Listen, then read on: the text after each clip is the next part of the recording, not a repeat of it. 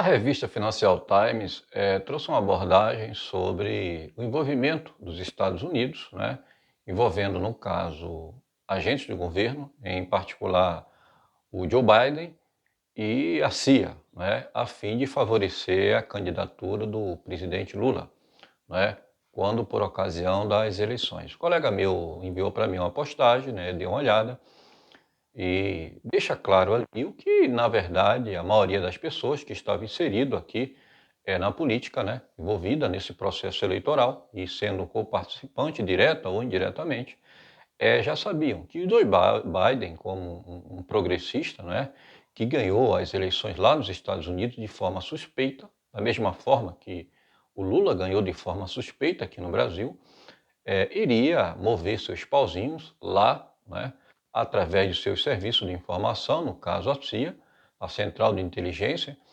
para favorecer, né, o presidente Lula. E isto aconteceu, de fato, foi, né, debatido aí na revista, né, abordado a questão, uma constatação, e de que ele indiretamente ameaçou os generais do alto comando, né, e aproveitou, claro, a vulnerabilidade e a falta de patriotismo destes generais, que não se identificam mais com as cores da bandeira do Brasil, com o símbolo nacional, com o sentimento de patriotismo que ainda impera no coração da maioria do povo brasileiro.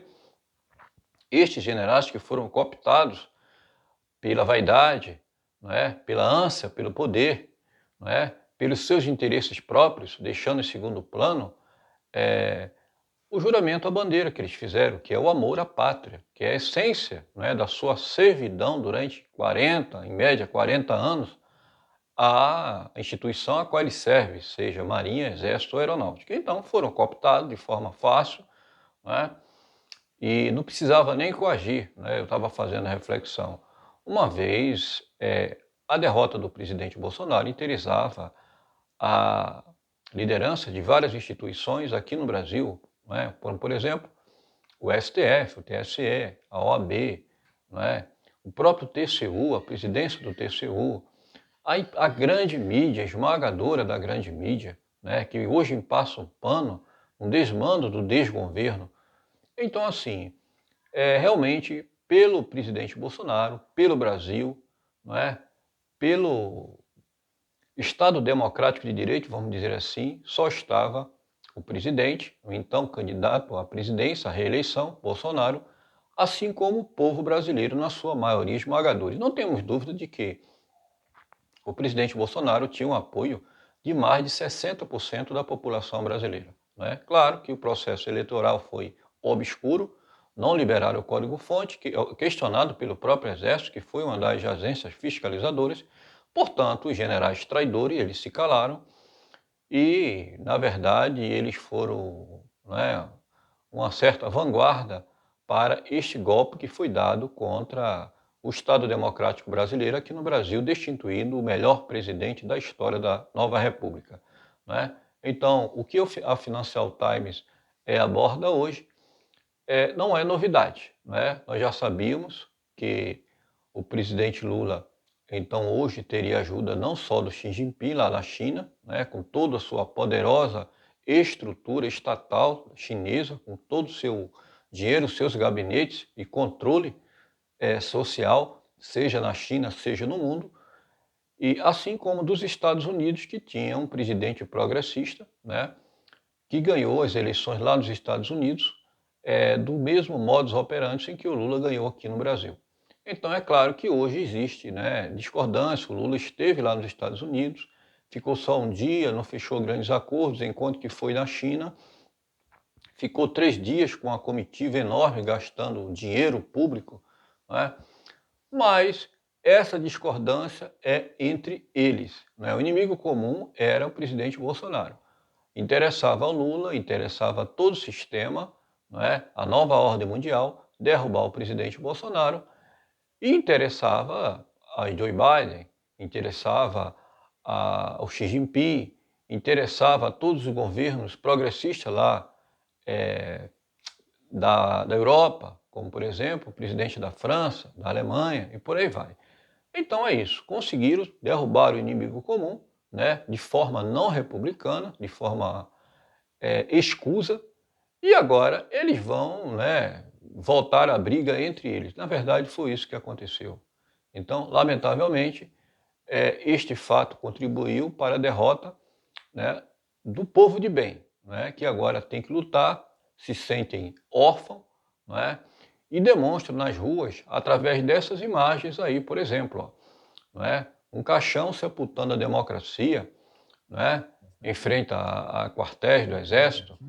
Isso demonstra o sentimento do povo brasileiro, né, que os generais possam ter essas imagens fortes, né, que tem um significado muito grande, muito simbólico, né, que fere o orgulho da farda, o orgulho da história do Exército Brasileiro, e procurem fazer uma reflexão, porque ainda há tempo, né?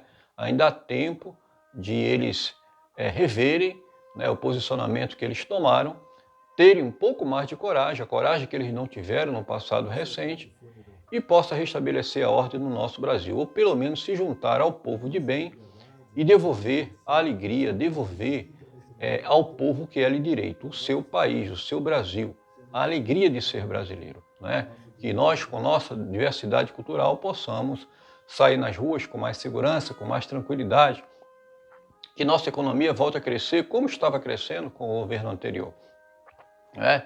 Que os projetos de governo deixem de ser de governo e passem a ser projetos de nação. Mas isso fica muito difícil se não tiver o apoio das 3 Forças Armadas, não é?